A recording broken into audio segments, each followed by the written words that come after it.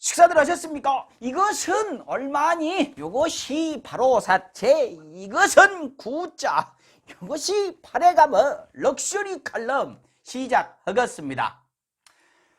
한명숙 전 총리 작업하셨던 분들 행복하십니까? 사법농단의 아이콘 양승태가 대법원장으로 있던 시절이죠. 한명숙 전 총리는요, 기업원으로부터 9억여 원의 불법 정치자금을 받은 것으로 구속이 되어버렸습니다. 사건의 시작은요, 한신경영 대표였던 한만호 씨가 한명숙 전 총리에게 돈을 줬다, 이것으로 기소를 해갖고 시작이 됐죠. 그런데요, 한만호 씨가 중간에 이 진술을 번복을 했죠. 돈 준 적 없다. 그런데도 구속이 되어버렸습니다. 뉴스타파가요, 이 한만호 씨의 그 당시 비망록을 입수를 해갖고 공개를 해버렸죠. 검찰이 시켰다, 거짓말을 연습까지 시켰다, 세팅을 한 것이다, 이런 내용이었습니다. 충격받으셨습니까? 안 그런 분들 많으시죠. 왜요?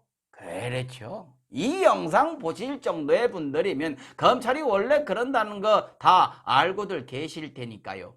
근데요, 우리가 왜 이 뉴스타파 기사에 주목을 해야 될까요? 예, 그동안 끝까지 아니다, 검찰 훌륭하다라고 했던 사람들한테 봐라, 이런다 라고 보여줄 것이 생긴 것이죠. 물론 우기는 사람들이야 끝까지 우기겠지만 좋은 증거자료가 나온 것입니다. 그러고 검찰이요, 마음만 먹으면 어떻게 멀쩡한 사람들 인생을 끝장내버리는지 보여주는 좋은 사례가 된 것이지요. 그것이 나온 것입니다. 물론 작업하고 세팅했던 검사님들은 난 그런 적 없어 라고 말씀을 하실 테지만요, 자세한 내용, 비망록의 내용이나 법적인 것들은 많은 좋은 분들께서 말씀을 해주고 계시니까 저는 넘어가고요, 저는 그 당시 작업했던 검사님들이 누구고 지금 뭐하고 계시는지 좀 말씀을 드리려고 해요. 이런 얘기들을 자꾸 해야 그 무시무시한 검사님들도 어따 내가 뭔가 잘못한 거 있으면 나중에 큰 벌을 받거라, 벌은 안 받아도 얼굴은 못 들고 다니겠구나, 이 생각 정도는 하지 않겠습니까? 한명숙 총리를 죽이려고요, 큰 작업을 2번 걸었어요. 첫 번째 작업은 실패를 해버렸죠. 대한통운 사장이었던가요? 곽영욱 씨를 세팅을 해가지고요, 5만 달러를 줬다, 이렇게 진술을 시켜서 작업을 걸었습니다. 근데 진술이 자꾸 번복되고 막 말이 오락가락합니다. 그래서 결국엔 그 5만 달러를 의자가 받았다, 뭐 이렇게 되어버렸어요. 결국엔 1심, 2심 대법원까지 다 무죄가 나버렸죠. 근데 포기하지 않습니다. 2차로 작업을 걸어불죠. 아까 말씀드렸던 한만호 씨를 세팅을 해가지고요, 금액도 한 20배 불려갖고 기소를 합니다. 근데 첫 번째 작업과 똑같이 증인이 진술을 번복을 해버립니다. 그래서 1심이 무죄가 났죠. 근데 검찰이 밀어붙입니다. 왜요? 예, 믿는 구석이 있었습니다. 누구? 정형식 판사. 정말로 재벌에게는 면죄부를 시원시원하게 주시는 분, 이 정형식 판사가 징역 2년을 때려버렸어요. 뭐? 증인도 부르지 않고 그냥 때려버렸습니다. 정형식 판사가요. 지금 뭐하고 계실까요? 서울 그 회생법원장으로 계시다고 합니다. 어따. 본인 명예도 회생이 안 되시는 분이 누구를 회생시키겠는지는 모르겠지만 말이죠. 그 다음 단계는 대법원이었죠. 여긴 누가 있었습니까? 예, 끝판왕 양승태가 있었지요. 그야말로 일사천리로 진행이 되어버렸습니다. 대법원은 중간 판결 이런 것이 없어요. 무죄 아니면 원래대로 2년, 이 둘 중에 하나입니다. 근데 누구라고요? 예, 최종 보스 양승태가 오케이 얼른 와, 징역 2년 끝 해버렸죠.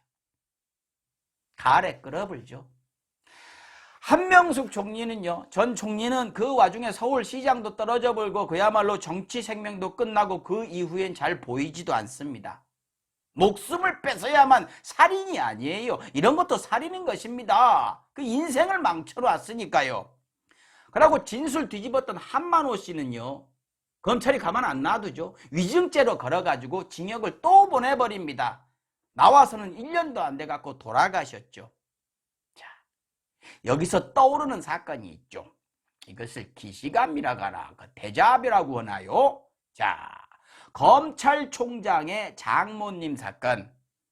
돈을 다 먹으려고 그 법무사를 세팅을 해가지고 위증을 시킵니다.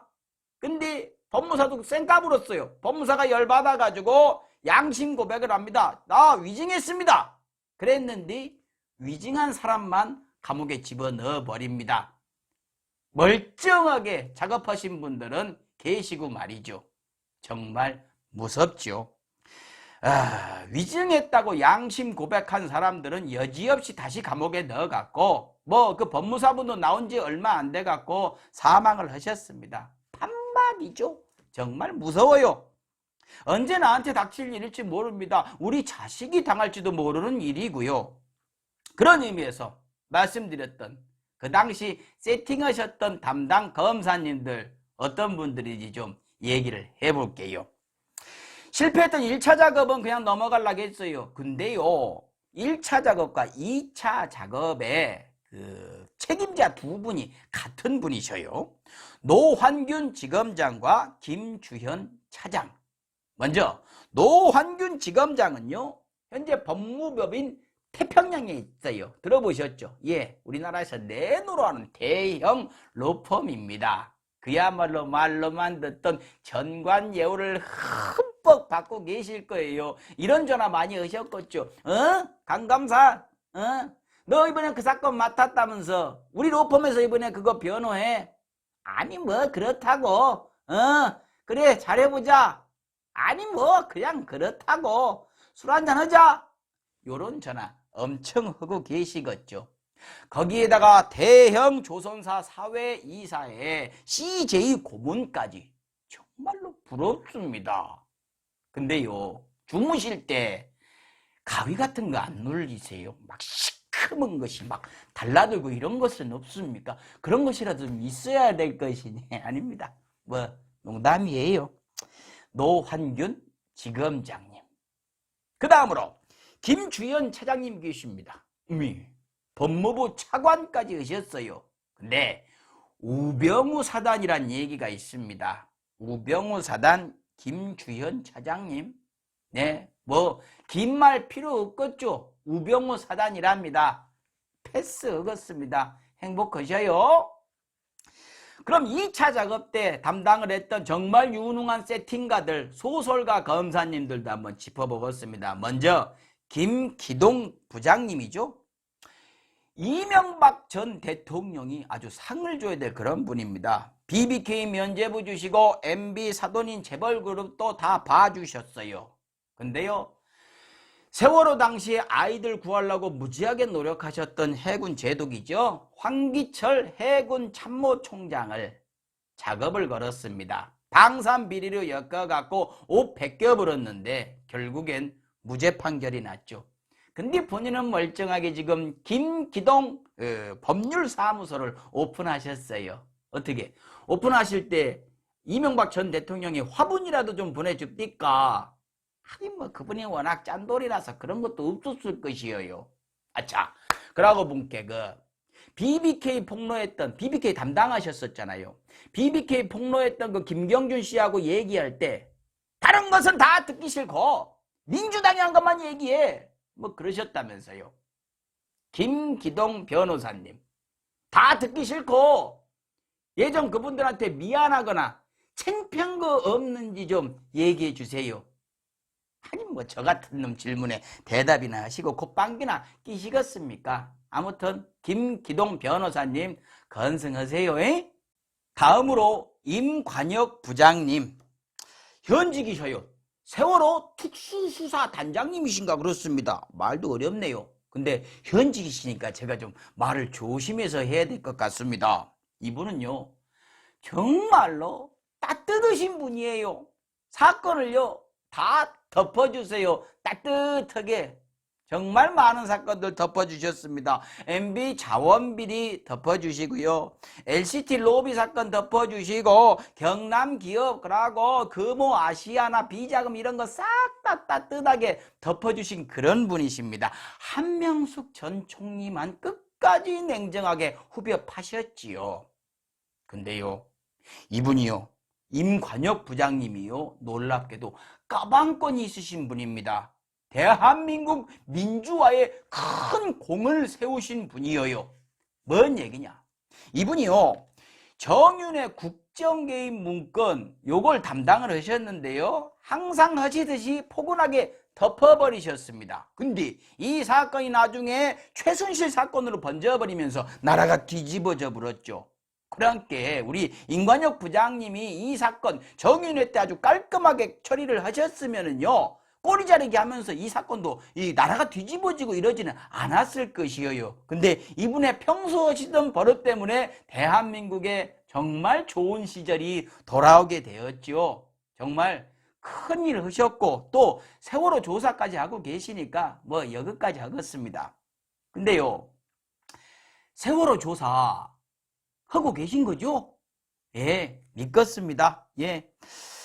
다음으로 한명숙 전 총리의 작업의 정말로 중심에 계셨던 이동열 검사님이 계십니다.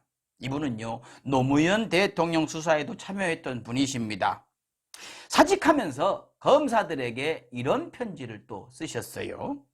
부정부패 척결은 국민이 검찰에 맡긴 숙명이다. 국민들의 요구는 정치적 중립을 지키고 좀 더 제대로 수사해달라는 것이라고 생각한다. 알고 계시네요. 그런데 그동안 그 말도 안 되는 수사하신 거 다 억지로 하셨던 겁니까? 노무현 대통령 계좌 추적 그거 억지로 하셨던 거예요? 1만 원씩 거짓말 세팅하시고 연습시키고 이러신 거 하기 싫은데 억지로 하신 겁니까? 하기 싫건 뭐든 간에 당사자들은 다 죽거나 지금 명예가 땅바닥에 떨어지고 사실상 매장이 되었습니다. 그런데 뭐요? 국민을 들먹이십니까? 공정을 얘기하시고 중립을 얘기하셔요? 정말로 제대로 된 검사, 진짜 검사 되려고 하는 후배 검사들 앞에서 창피하진 않으셨습니까? 아니셨겠죠? 그러니까 그런 글을 쓰셨겠죠. 정말로 가래 끓어봅니다. 솔직하게 얘기해서요, 대한민국에서 범죄자들 잡아들이고 수사하고 죄 밝히고 누가 제일 잘할까요? 검사님들이 제일 잘할 것입니다. 제일 똑똑하고 수십 년 동안 쌓여있는 노하우도 엄청날 테니까요. 그런데 그 좋은 머리하고 넘치는 정보를 갖다가 정치하느라고 갖다 바치는 이 썩어빠진 정치 검사들 때문에 다른 검사들까지 똑같은 취급을 받는 것이죠. 검사 선서 전문에 이렇게 써 있습니다. 좀 보면서도 좀 놀랬어요. 놀랄 일이 아닌데 놀랬습니다. 어떤 내용이냐? 불의의 어둠을 걷어내는 용기 있는 검사, 힘없고 소외된 사람들을 돌보는 따뜻한 검사, 진실만을 따라가는 공평한 검사, 믿음직한 검사, 바른 검사. 분명히 이런 검사님들 많이 있으실 겁니다. 근데 지금 목소리 못 내고 눈치만 보고 있겠지요. 해방 이후 대한민국에요, 정말로 반민특위 이후에 70년 만에 찾아온 굉장히 좋은 조건이고 환경이라고 생각합니다. 이 기회에 검사님들이 힘없는 사람들 편에 설 수 있도록, 국민들 속으로 들어갈 수 있도록 국가와 국민이 도와줘야 될 때 아닐까요? 제가 뭐라고 좀 오늘 건방지게 겁도 없이 좀 떠들었습니다. 아무튼 제 생각은 이겁니다. 검사가 검사다워야 검사지. 식사하십시오.